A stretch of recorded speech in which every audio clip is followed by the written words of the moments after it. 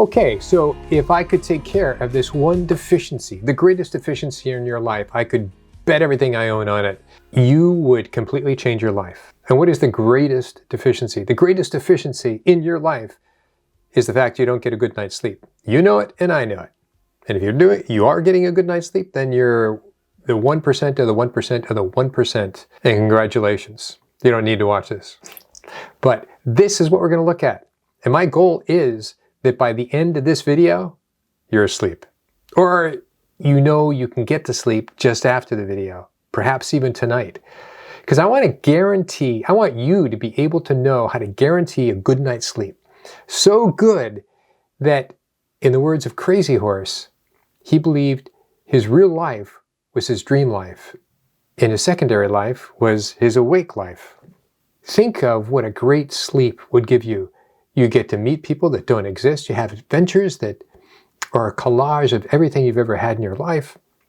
You've had wonderful experiences, and you come back not just recharged and all the medical and restored and feeling better and so on and so forth, but you've been places nobody else has been, and it's probably changed your life.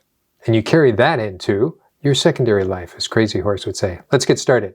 So taking care of your greatest deficiency, a good night's sleep. How to restore your life with a wonderful sleep every night. So we got to talk about something. We got to talk about locking in your circadian rhythm. Whether you know this or not, you actually are a clock. Your hormones rise and fall, your activities rise and fall, not just sleep and being awake and when you eat. It's just amazing. You really get into it. It's called chronobiology. The rising and falling of your digestive enzymes, your sex hormones, your neurotransmitters, it's all mapped out. We're not going to go that deep, but we're going to show you what's going on.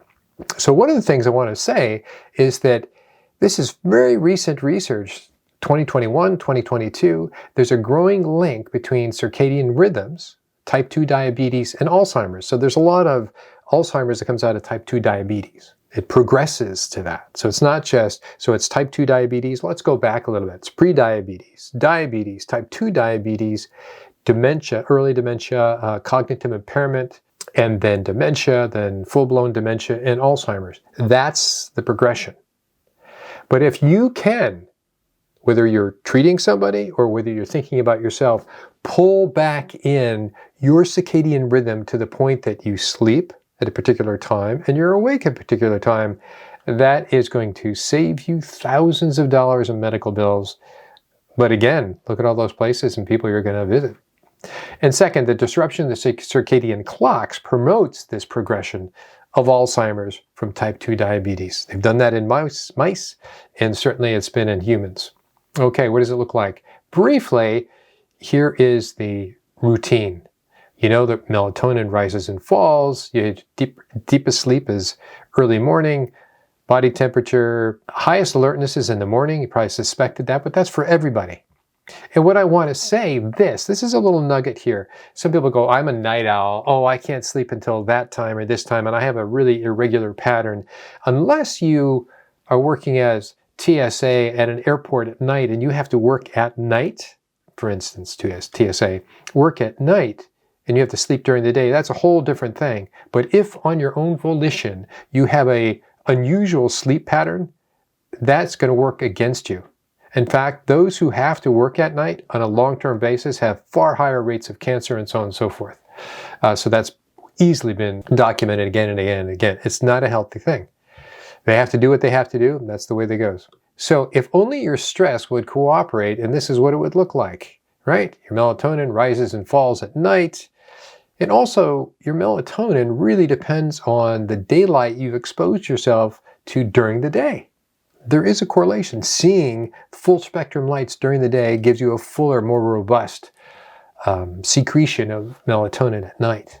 Cortisol falls, of course, as you know, and it rises in the morning. And growth hormone spikes at night.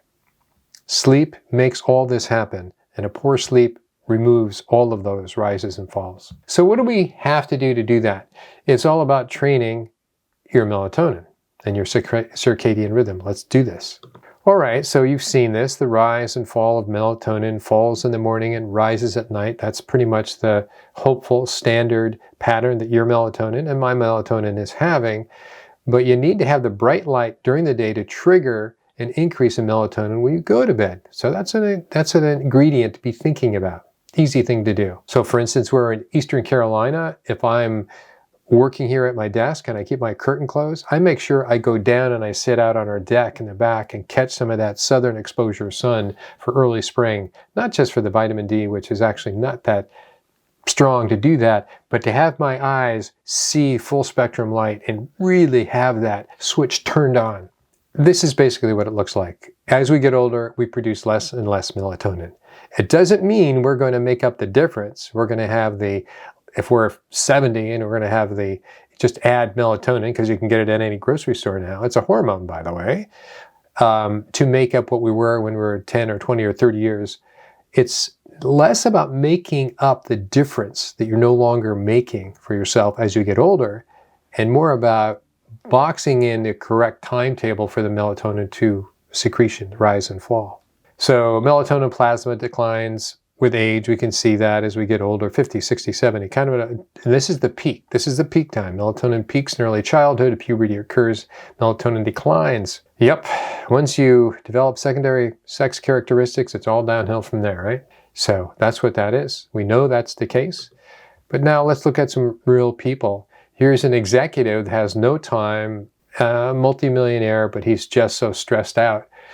One of our clients, what does it look like when you burn out? Here's what it looks like when you start burning out. He's taking melatonin because he has to sleep at night. So he's just packing in the melatonin. And actually the reference range, it's kind of an error in the way that looks. He's really only halfway at 50, is really halfway between 10 and 85, which is your range.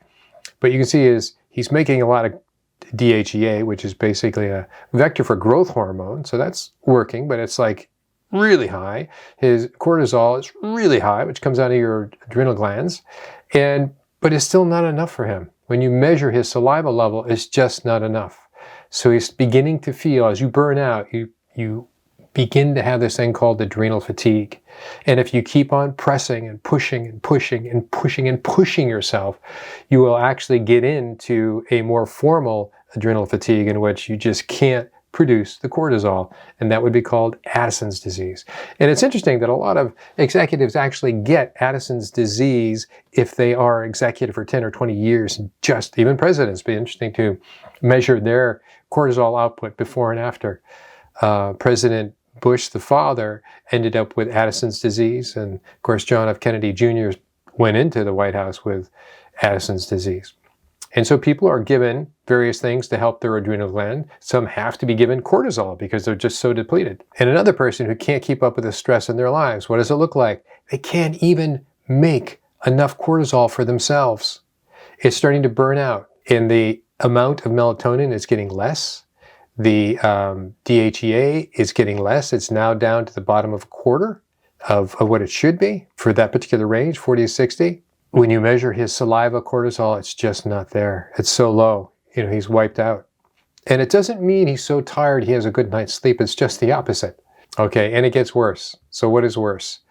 DHEA drops even more. Testosterone, man or woman, hits the toilet, so to say. And the cortisol that's being produced is skyrocketing high, and yet it's just not available to be used. It quickly converts to be broken down, and it's sort of a losing game at that point. So melatonin gets made from serotonin, a neurotransmitter. And I know you know serotonin. You think of serotonin reuptake inhibitors for people who are depressed and so on and so forth. That gives you another context of why might people be depressed. They might not be making enough serotonin to make enough melatonin as that starts to fall away.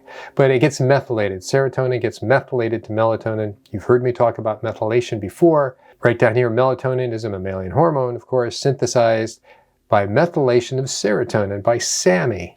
Ever heard about SAMe? We've talked about that before. We're going to do a brief little complicated review on methylation. This is the methionine cycle or the methylation cycle. This is the folic acid cycle. And people have a number of problematic genes. So we call them SNPs. And these are genomic SNPs. It means their methylation cycle is not working that well if they have these particular mutations. Others have perfectly fine. It works just great, like a great car that's had maintenance and everything else. So you have MTHFR, MTRR, CBS, and you need things like B12, folic acid, B2, B6, and choline. Big deal. And there's SAMe. So you need choline to make SAMe work. This is the name of the enzyme, PEMT. Done podcasts on this, I'm not going to go into it now, but basically these are the 4 king enzymes in which the genes have a variety of polymorphisms is the word, in which they don't work so well.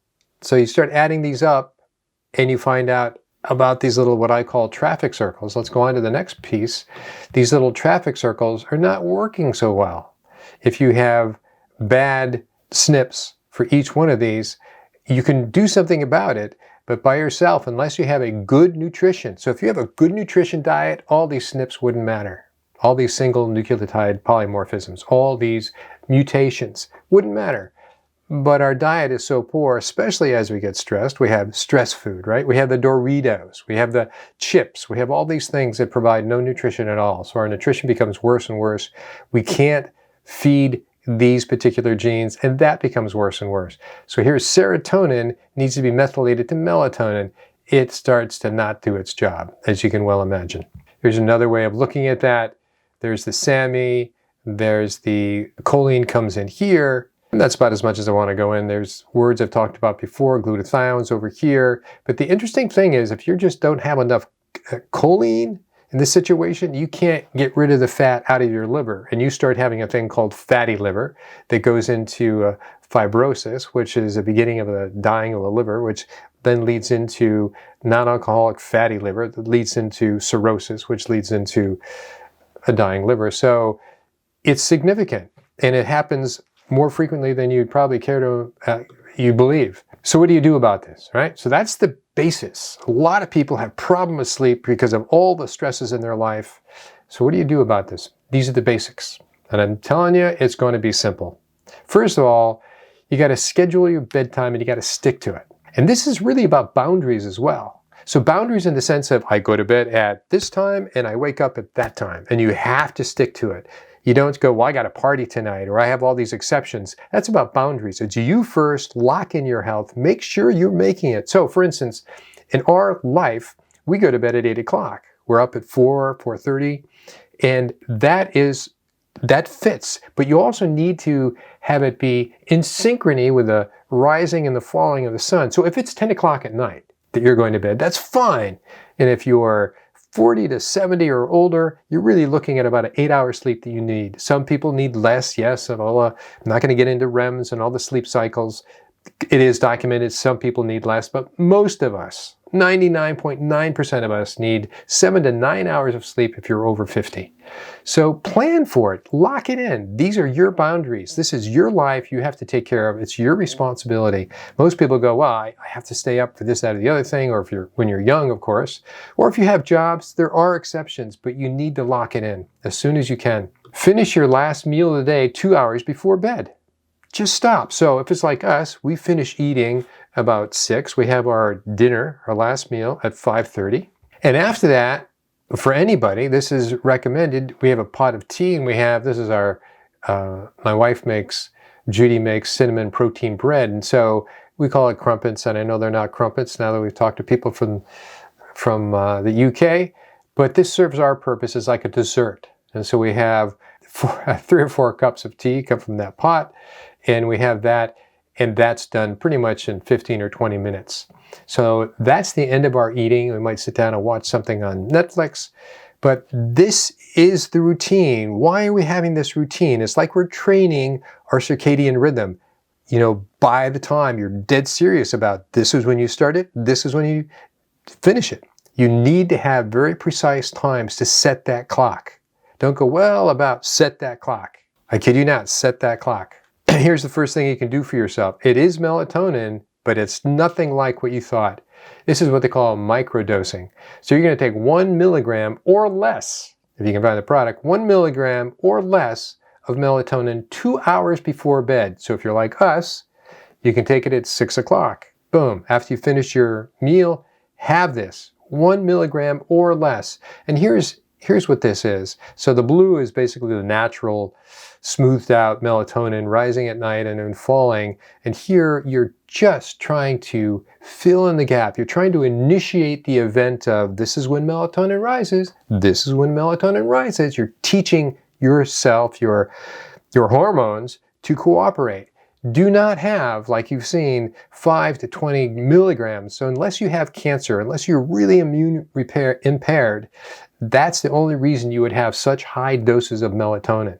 And of course, if you're going on jet lag and so on and so forth, those are other issues. But microdosing your melatonin 2 hours before you go to bed is just a bit of a breath to tip you into that sequence, to tip you into the sequence of melatonin rising and falling. Okay, hydrotherapy. Here's some other things you can do that are actually very important hormonally. Contrast hydrotherapy shower. What does that mean? You're going to take a shower. Could be a half hour before you go to bed if you want to, but what we're trying to do here is entrain yourself to have that melatonin and your cortisol go down. So we're trying to get this in line, so we need to have the discipline of doing this. So 3 minutes of a hot shower followed by 30 seconds of ice cold. And if you can flip it to ice cold and you have it high, you're going to do that 3 times. So 3 minutes, 30 seconds. 3 minutes, 30 seconds. You can do it on your chest, on your back, under your arms, and then off. Stop.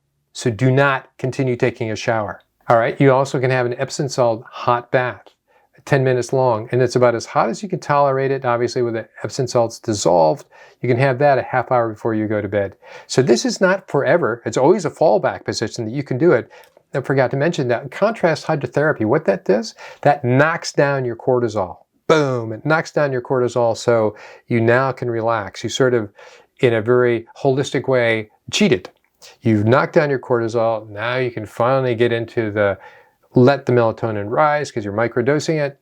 Epsom salt baths are pretty much the same thing. A little more preparation is required. Also, take your mineral supplements at night before you go to bed. So at 6 o'clock at the same time, you can take it with the melatonin. So magnesium, CalMag, electrolytes, and fish oil. Do not take any of your B vitamins. Do not take any other vitamins, just your minerals. Helpful additions. Minerals at night. Exercise. If you want, if you have time, even if it's doing push-ups on the floor in your office, something is going to allow your cortisol to drop and your melatonin to kick in. These are tricks that actually work. Rinse and repeat until you have entrained your circadian rhythm to fit the time of you going to bed. So the first thing is you go, when do you go to bed? Lock it in. If it's 10 o'clock, all right, and it's 10 to 6, lock it in. That's personal boundaries. And if you can't do that, you really can't make the rest of this work. So common disturbances obviously are caffeine and coffee late in the afternoon. Alcohol is a big one, and taking B vitamins late in the afternoon. And there you go. I want to hear back from you, and I hope you're asleep in 10 minutes. Bye-bye. I just want to add, if these short, sweet topics are something that you're interested in and you want to see more videos just like them, certainly let me know, but also follow these videos. Bye-bye.